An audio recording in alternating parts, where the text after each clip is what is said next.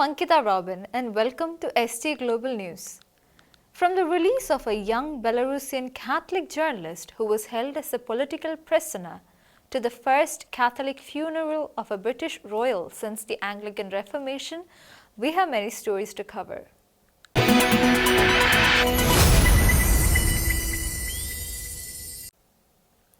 A young Catholic journalist imprisoned under harsh conditions since 2020 for reporting on the Belarusian regime for a US-funded media outlet has been released along with dozens of other political prisoners in Belarus. Following recent negotiations with the United States, Belarus freed a total of 52 political detainees on September 11th. US President Donald Trump had personally appealed to Belarusian president to release the prisoners in exchange for potential sanctions relief.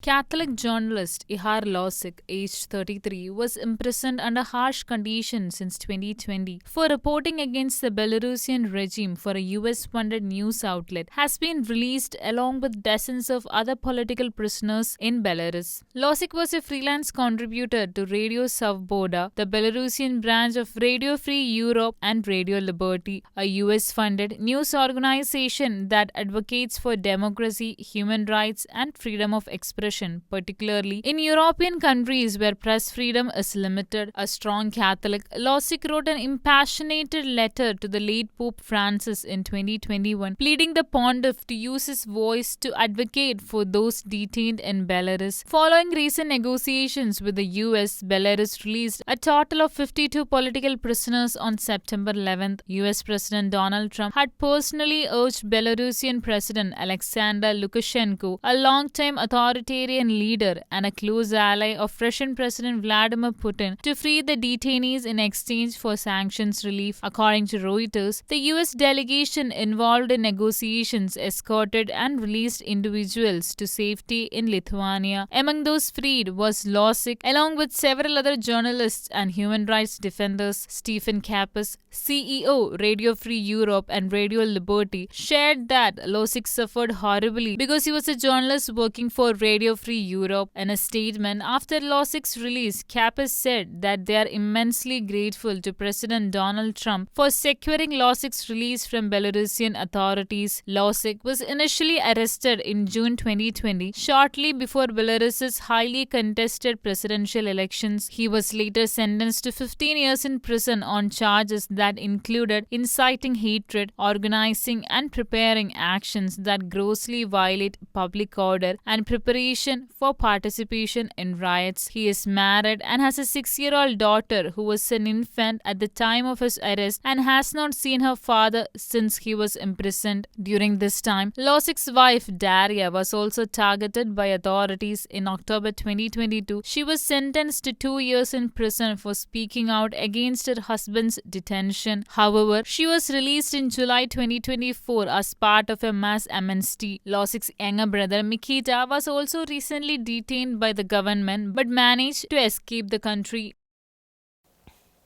7 infants lost their lives at Gaza's Nasser medical complex this past week as the region's collapsing health system struggles under relentless war, famine, and shortages. The tragedy underscores growing international alarm, with Europe and the Vatican urging Israel to allow desperately needed aid into Gaza. 7 infants, including 3 premature babies, died in Gaza this past week at Nasser Medical Complex in Khan Yunis in the Gaza Strip.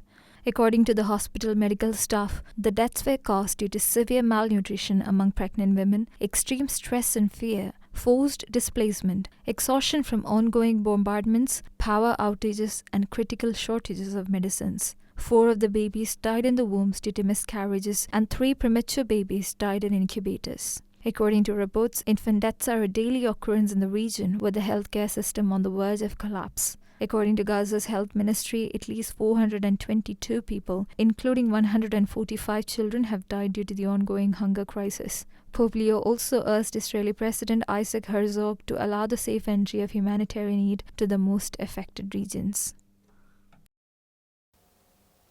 A precious relic of newly canonized Saint Carlo Acutis has been stolen from a parish in western Venezuela just days after his canonization on September 7th.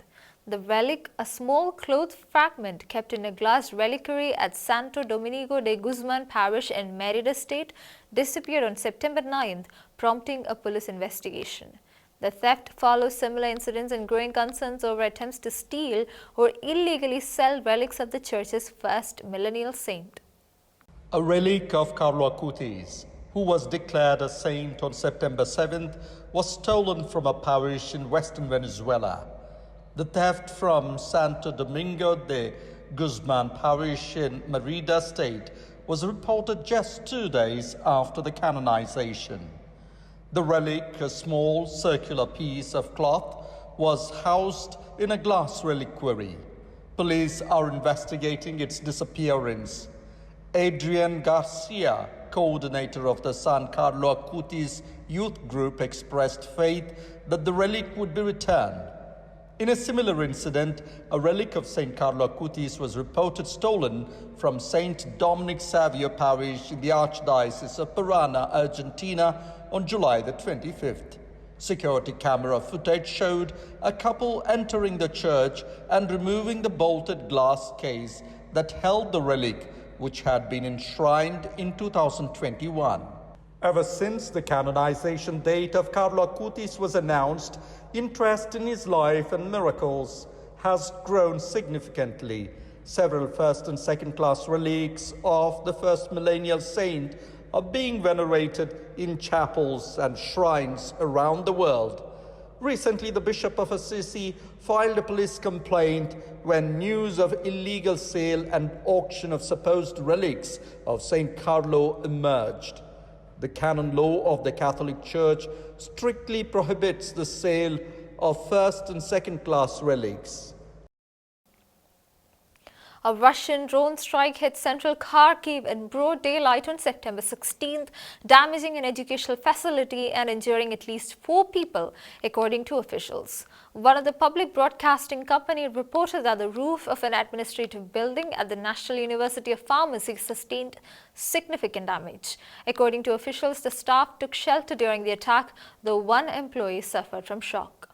The Ukrainian State Emergency Service and Interior Ministry reported that during a morning attack on September 16th in Kharkiv, Russian troops hit a local university. According to the regional administration, Russian forces launched multiple UAV attacks on the city, with several drones shot down. One strike hit the Slobodsky district, damaging the roof and ceiling of a 2-story administrative building. Public broadcaster Susplin specified that the Russian drone struck the administrative building of a pharmaceutical university. Alexander Kutenko, vice rector for scientific and pedagogical work at the pharmaceutical university, stated that the staff inside the building took shelter and were unharmed. However, he noted that one university employee suffered an acute stress reaction. According to the Interior Ministry, 2 women were injured in the strike on the educational facility. In total, 4 people were injured in Kharkiv. 3 women aged 51, 52 and 54 and an 89-year-old man all sustained minor injuries and no fatalities were reported. Oleg Sinobov, the governor of Kharkiv Oblast, shared that the strike was carried out in broad daylight, stressing that the damaged facility was a purely civilian target with no connection to military or defense industry. Russia struck the city around 11 a.m. local time. The regional prosecutor's office released a video of the Russian drone hitting the university building in Kharkiv's Slobodsky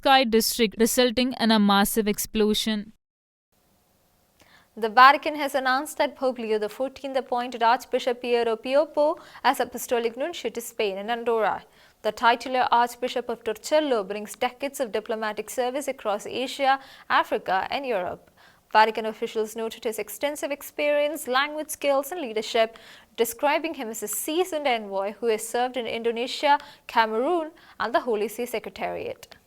Pope Leo XIV appointed Archbishop Piero Piopo as Apostolic Nuncio to Spain and the Principality of Andorra. Vatican officials confirmed through the Holy See press office. The appointment forms part of the Church's ongoing diplomatic mission to strengthen ties with key nations of the Iberian Peninsula. Born in Savona, northern Italy in 1960, he received priestly ordination in 1985. For the Diocese of Acqui Terme, he earned a doctorate in dogmatic theology theology before entering the Vatican's diplomatic service in 1993. His early assignments included Korea, Chile, and the Secretariat of State. In 2010, he was appointed papal envoy to Cameroon and Equatorial Guinea and received episcopal ordination as titular Archbishop of Torcello. Archbishop Yopo became the Vatican ambassador to Indonesia in 2017 and to Association of Southeast Nations in 2018. He has served as the longest-serving ambassador in Indonesia and the Dean of Diplomatic Corps since 2025. Officials close to the Holy See described him as highly experienced diplomat who embodies the Pope's commitment to global dialogue and the Church's universal mission.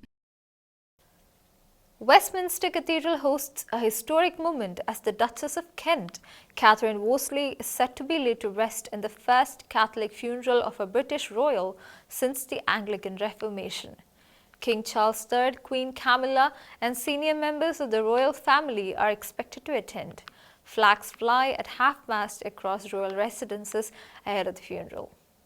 The funeral of Duchess of Kent takes place today, September 16th, at Westminster Cathedral in London, marking the first Catholic funeral of a British royal family member since the Anglican Reformation. She converted to Catholicism in 1994. The Duchess Catherine Lucy Mary Worsley died on September 4th at the age of 92. Raised Anglican, she married Prince Edward, Duke of Kent, in 1961. Personal loss, including a medically advised abortion in 1975, shaped her spiritual journey. While she maintained Anglican practices, the 1992 approval of female priests prompted her conversion. In January 1994, she entered the Catholic Church, the first publicly known British royal to do so since the 17th century, and described it as a long-considered personal decision. Her son, Nicholas Windsor, also joined the Catholic Church in 2001, continuing the family's faith. Cardinal Vincent Nichols of Westminster remembered her for her community service and pilgrimages. According to Catholic News Agency, King Charles III and Queen Camilla are set to attend the funeral. The coffin arrived by hearsay yesterday for the rite of reception and Vespers, resting overnight in the Lady Chapel. Following the Requiem Mass, her remains will go to the Royal Burial Ground at Frogmore,